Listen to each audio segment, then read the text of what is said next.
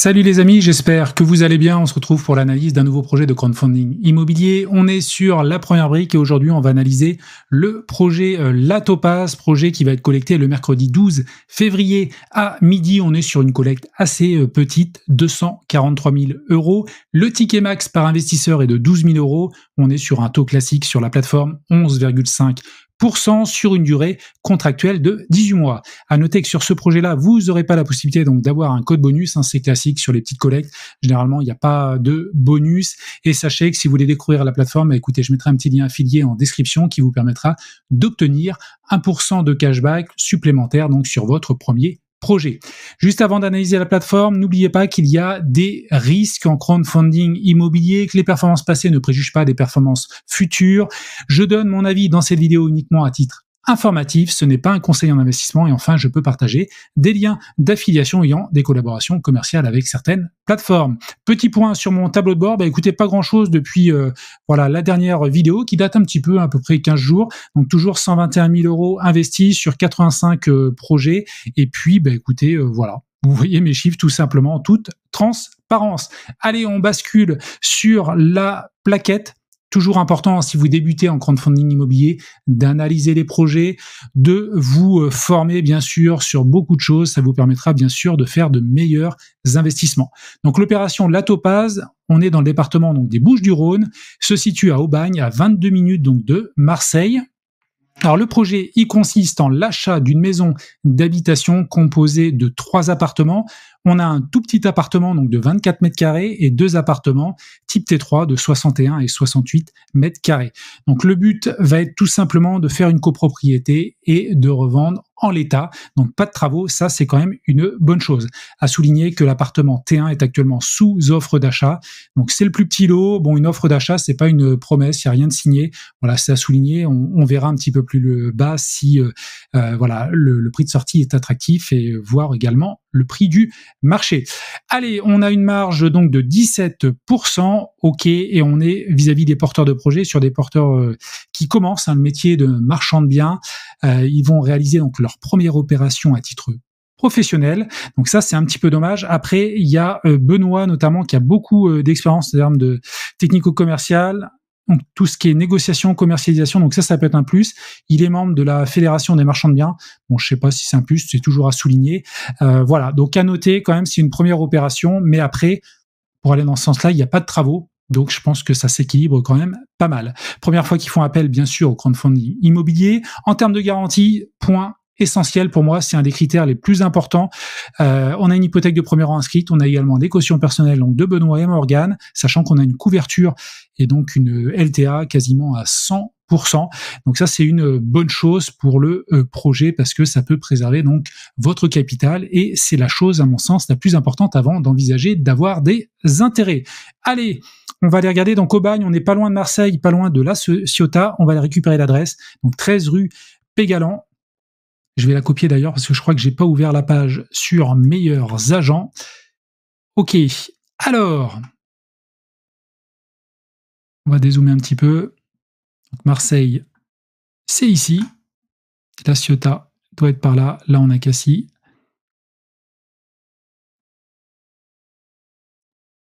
Alors, on n'est pas loin du centre-ville, de ce que j'ai vu.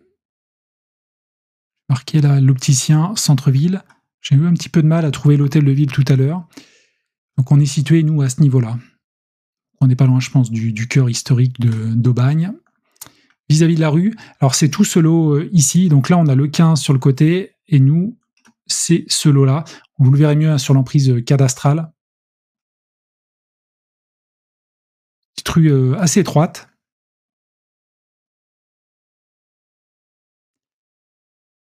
Allez, on continue un petit peu. Donc ville assez conséquente, 47 000 habitants, revenu annuel moyen à 27 000 euros, donc ça c'est ok. Population, vous voyez, à tranche d'âge majoritaire, plus de 65 ans. Donc voilà l'emprise cadastrale. Donc je vous montrais tout à l'heure l'escalier. Alors il n'y a pas ce terrain-là par rapport à ce que je vous montrais tout à l'heure. On n'a pas ce terrain-là, donc je pense que l'entrée doit être ici, sauf erreur de ma part. Ça doit être le 13 là.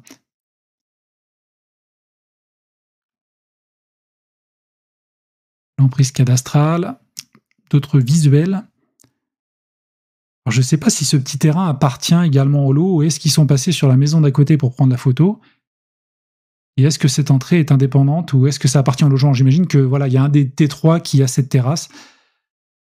Ça peut être intéressant. Donc quelques visuels à l'intérieur. Bon là, ça a l'air un peu vieillot. Bon, les chambres, ça va. Un coup de peinture, c'est ok. Là, le radiateur, tapisserie, la cuisine à revoir. Il y a du boulot là ici. Pareil ici, la cuisine. Mais là, une belle pièce de vie. Vous voyez, c'est quand même, je trouvais, assez lumineux. Et là, ça doit être le 3e lot. Donc là, il y a du boulot, hein. Les sols, la cuisine. Donc ils revendent en l'état. Donc évidemment, pour vis-à-vis du prix de sortie, il faudra prévoir donc un bon petit billet pour les futurs acquéreurs. Donc le foncier, nous on prête 243 000 €. Le foncier est de 240 000 €, donc couverture de 99%. Vous voyez quasiment pas de frais supplémentaires. J'ai envie de dire, enfin surtout parce qu'il n'y a pas de travaux. Géomètre 8005, ok. Quelques aléas 5000. Honoraires techniques, ok. On a les frais. Frais de courtage, la première brique, donc bien sûr dans cette ligne de 45 000 € de la première brique, il y a les frais pour la plateforme et également nos intérêts. 310 000 en prix de revient, on vend donc 3 lots, je l'ai dit tout à l'heure, T1, T3 et c'est l'offre d'achat donc pour le plus petit lot, le studio, 53 000, donc c'est peut-être ce qui est le plus liquide. Alors après, on regardait 24 mètres carrés, 61 mètres carrés, 150 000. Après, ce qui aurait été intéressant de voir, c'est s'il y avait des terrasses associées à chaque lot. Là, je pense qu'il y a un des lots qui doit avoir une terrasse, donc évidemment, ça rajoute de la valeur. Voilà, parce si on fait 3 T1, on est quand même un prix du T3 proportionnel, j'ai envie de dire, par rapport au prix au mètre carré du T1, ce qui, normalement, on baisse un petit peu. Donc, ça veut dire sûrement qu'il y a une petite plus-value avec la terrasse, j'imagine, sur le 170 000 €. Donc, on a un prix de sortie à 2 429 €. La marge, donc 17%, c'est pas énorme. Donc surtout, ce qu'il va falloir jauger, c'est par rapport au prix de sortie. C'est ça qui est important là maintenant. Donc on n'a pas de travaux, le foncier, on n'a pas de souci là-dessus, on n'a pas d'urbanisme, donc c'est simple, hein, pas de travaux, pas d'urbanisme. C'est une bonne chose.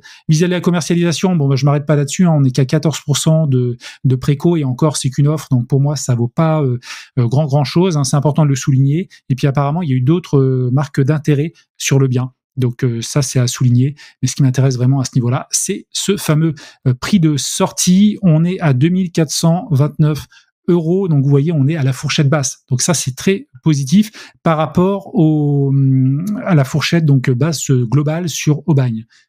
Donc c'est ce qu'ils indiquent ici. Donc évidemment, pour les acquéreurs, il va falloir ajouter un petit billet de... Allez, ça va dépendre bien sûr des finitions, mais s'il faut refaire les salles de bain et cuisine, ça va aller assez vite. Donc là, il y a un bon 800 000 € à rajouter. Ça dépend bien sûr qui fait les travaux. Est-ce que c'est l'acquéreur? Est-ce qu'il fait faire? Donc voilà les questions. Mais quoi qu'il en soit, donc on va être dans la fourchette basse. Avec les travaux, on va se retrouver globalement à la fourchette moyenne pour un bien rénové à 100%, si on rajoute un billet de 1 000 €. Donc ça, c'est important de regarder ça. Après, on va aller voir donc... Voilà, on va aller directement voir l'adresse. Alors, j'ai dit qu'on était à 2 429 sur la moyenne, et en fait, quand on regarde les appartements, là, on est un petit peu plus bas sur la zone, donc on a 1885, donc ça, c'est sur la rue, donc un petit peu plus bas, c'est à souligner, et 2 780 €, donc sur le prix moyen. Donc ça change un petit peu, donc en prix de sortie, on va se retrouver globalement entre la fourchette moyenne et la fourchette haute, pardon. Je vais y arriver. Voilà, ce qui est cohérent, ça va dépendre aussi du niveau de finition, hein. Si on rajoute un 800 € dessus, ça dépend voilà des travaux réalisés. Allez, on va descendre un petit peu plus bas. Bon, le marché se porte... Ah si, on va regarder quand même sur Meilleur Agent. Le marché. Alors, vis-à-vis des appartements, on a eu quand même un moins 11% depuis 2 ans, moins 5%. Donc ça, c'est bon. Évidemment, il y a eu des zones qui ont été quand même assez en difficulté depuis 2 ans. Là, ça a baissé. Après, est-ce que ça stagne? Ça a encore rebaissé depuis 3 mois. Là, je pense que de toutes les manières, le marché va être porteur jusqu'au mois de juillet. Les taux ont rebaissé. D'ailleurs, les taux viennent de passer en dessous des 3%. Hein. Il y a pas mal de courtiers qui affichent cela. Là, on va être sur les beaux jours qui vont arriver jusqu'à mi-juillet. À mon avis, ça va être plutôt positif pour le marché. Après, à souligner quand même, le marché a vraiment pas mal corrigé sur la zone. Allez, on avance encore un petit peu. Et on arrive donc à nos porteurs, Néo Marchand de Biens. On a une très très belle couverture hypothécaire, ça c'est top. Donc là, il y a aussi les DPE, hein, vous pouvez regarder, hein, bien sûr, lisez toutes les lignes de la plaquette. Donc on voit nos 3 lots qui nous amènent donc à cette couverture de 99%. La couverture vis-à-vis du prix de sortie, personnellement, moi ça m'intéresse pas trop. Si le projet devait s'arrêter juste après voilà la collecte, ce qui m'intéresse c'est vraiment d'avoir une couverture de notre capital et là c'est le cas sur ce projet. Concernant le financement, 22%, donc c'est toujours bien. Moi, je suis satisfait on est au-dessus de 20% parce qu'évidemment, la part d'intérêt dedans, elle sera payée qu'à la fin, donc il va pas apporter beaucoup en début de projet, mais il va quand même apporter quelque chose. C'est mieux que certains apports. Je pense notamment, je regarde pas mal de projets ces derniers temps sur Brix où on voit que les apports sont à 5-6%. Clairement, pour moi, c'est quand même très très faible. Il faut vraiment que tout le reste soit très très positif parce que je trouve que le porteur de projet n'est pas très très mouillé entre guillemets dans l'opération. Là, 22%, ça reste quand même un bon apport, je trouve. Voilà. Au-dessus de 20%, c'est quand même pas mal du tout. Donc, on va terminer sur la synthèse. Bien sûr, si vous connaissez le coin, n'hésitez pas à me mettre des petits commentaires en dessous de la vidéo. Alors, les points forts, ça c'est clair que c'est un projet simple, surtout pour des premiers porteurs de projet, enfin, vu que c'est leur première opération en tant que professionnel marchand de biens, je pense que c'est important de ne pas aller sur des travaux. Donc ça, c'est quand même positif, même s'il y a quand même un manque d'expérience derrière. Alors après, ils peuvent avoir d'expérience par ailleurs, en nom propre ou vis-à-vis de leur travail, leur mission professionnelle par le passé. Mais voilà, donc ça s'équilibre globalement. Offre d'achat reçue pour un des lots. Bon, c'est un point positif, c'est pas le point, à mon avis, le plus positif. Plusieurs marques d'intérêt également, ok. On a une très très belle couverture hypothécaire. Localisation de l'opération à proximité immédiate du centre-ville. Alors après, la marge est quand même un petit peu faible à 17%. Après, vis-à-vis du prix de sortie, moi je trouve qu'on est cohérent.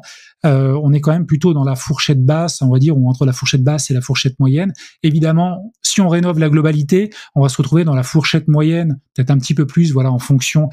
Faudrait creuser peut-être un petit peu ce décalage entre la moyenne d'Aubagne et également meilleur agent, mais on va se situer un petit peu au-dessus de la fourchette moyenne. Donc ça reste quand même cohérent. Vis-à-vis de la préco, du coup, moi je suis pas très inquiet vis-à-vis du prix de sortie. Je pense qu'on est pas mal. Et puis appartement à rénover. Alors effectivement, dans le profil des acquéreurs, il va y avoir une sélection, ça va être des personnes qui vont devoir bien sûr investir. Alors pourquoi pas peut-être aussi faire du locatif, parce que ça peut être assez intéressant. Quoique l'État a rogné sur d'ailleurs la niche du LMNP, donc ça va retirer potentiellement une partie des acquéreurs. Mais voilà, vis-à-vis du prix de sortie, c'est pas déconnant. Donc voilà globalement ce que je pouvais dire. N'hésitez pas à me dire ce que vous en pensez en commentaire. Bien sûr, vous pouvez me rejoindre sur mon groupe Telegram pour continuer la discussion. Et moi, je vous dis à une prochaine pour une nouvelle vidéo. Allez, ciao!